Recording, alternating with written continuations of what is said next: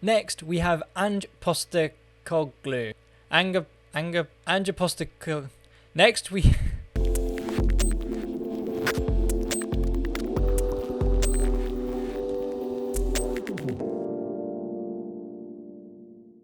Hi there guys, welcome to another video at the Football Social. My name is Skibby and today we're going to be talking about the imminent appointment of Graham Potter at Chelsea Football Club and what that means for Brighton and Hove Albion.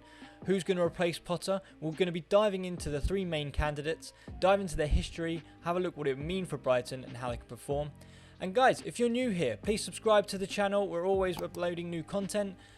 If you agree and disagree with what I'm saying, feel free to comment below and don't forget to leave a like on the video. Right, let's get into it. The current bookies' favourite is Brendan Rodgers at Leicester City. Now, it's fair to say that Brendan Rodgers and Leicester City haven't quite started the season as they would have liked. Leicester City were always expecting to really compete in the top 8, top 6 comfortably, and maybe even trying to compete for that top 4 position. But given the start of the season they've had, they haven't really reinforced in the transfer market. They've got an aging squad. I mean, they managed to keep hold of Tielemans, but at the same time, they just haven't really invested in the areas that they need to, and therefore have struggled to start the season. And therefore, there have been growing frustrations from Brendan Rodgers, which we have seen. Therefore, we could actually see him make this move. What do you get with Brendan Rodgers? You get a possession-based football, a very good at counter-attacking football, and playing with a high press without the ball, and makes him very difficult to beat. Steven Gerrard actually described Rodgers' one-on-one management as the best he had ever seen when he was at his time of Liverpool. And at that time at Liverpool they were runners-up for the Premier League in 2013 and 2014. His win percentage at Liverpool was 50%, which wasn't too bad. I mean, that's definitely something that you would accept given sort of the manner and when he was sacked. And then he went to Celtic, where he dominated SPL, the Scottish Premiership, in 2016, 2017, as well as doing the Scottish Cup, the Scottish League Cup as well, and with a phenomenal 69% win rate. I mean, a lot of people will say, but it was a Scottish Premiership, but at the same time, you can only beat the teams that are put in front of you, and it's quite fair to say he did that. Now at Leicester, he took over Leicester after they had won the Premier League under Claudio Ranieri, but even though they still managed to push on, won the FA Cup in 2020 and 2021 season, the Community Shield following that, obviously showing that they can compete with the big teams.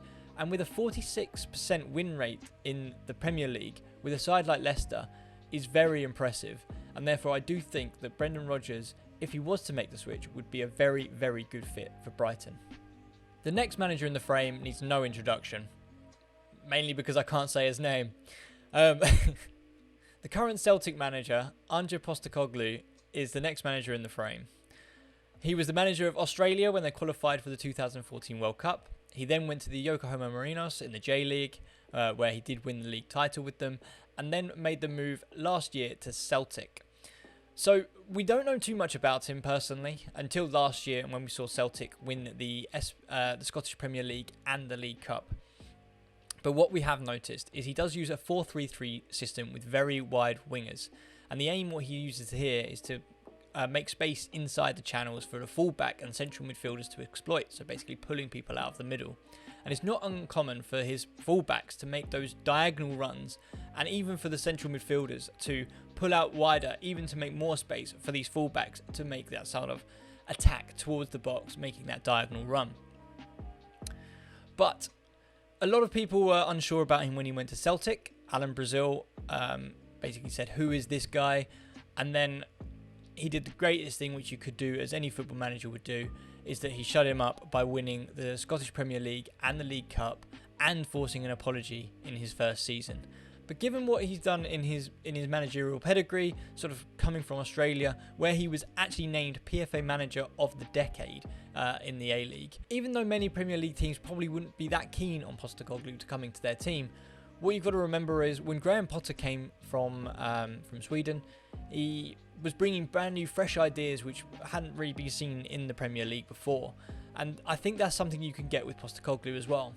Given that his reputation coming into the Scottish Premier League, and he's already won those fans over, there is no reason that he can't do it in the Premier League, in my opinion. The third manager in the frame is Kjetil Knutsen from Glimt in Norway's top tier. He took over the team when they were in the second tier in Norway's football ladder. He got them promoted and almost competing for the title in his first season, and then eventually winning it in 2020 and again in 2021. They made shockwaves around Europe when they qualified for the Europa Conference League group stage for the first time in their history, beating Roma 6-1 in the process as well, which absolutely shocked a lot of people and I bet ruined a lot of accumulators. In 2022, they qualified for the Europa group stage, and it's all been down to his tactics which he's implemented, which are known as adventurous, open, expansive, ruthless attacking play, which people have dubbed kamikaze football. But not only have they taken that kind of tactics on the pitch, off the pitch, he's very firm believer about keeping a clear, relaxed state of mind, free from pressure, and he brought in regular counselling sessions for his players, and he has a mental coach on his team of Bjorn Mansverk. I think he'd be a great fit for Brighton. They've already had that kind of gamble before going into Scandinavian football, so I think Knutsen would be a great fit, and to be honest, for his career progression, I think Brighton would be a great step for his development as well. In conclusion, I think Brendan Rodgers would be the safe bet for Brighton. You've got a manager there with plenty of experience, definitely Premier League experience as well, and someone who knows exactly what their style of play is that they can implement on the club.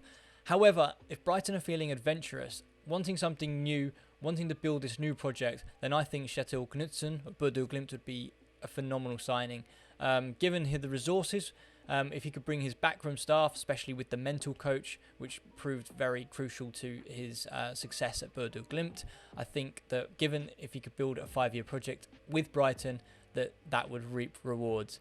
But let me know what you think. Brighton fans, who would you like to take over as manager? And even the neutrals, who would you like to see come to the Premier League or take over as Brighton? Let me know in the comments below, and I'll see you in the next video. Cheers.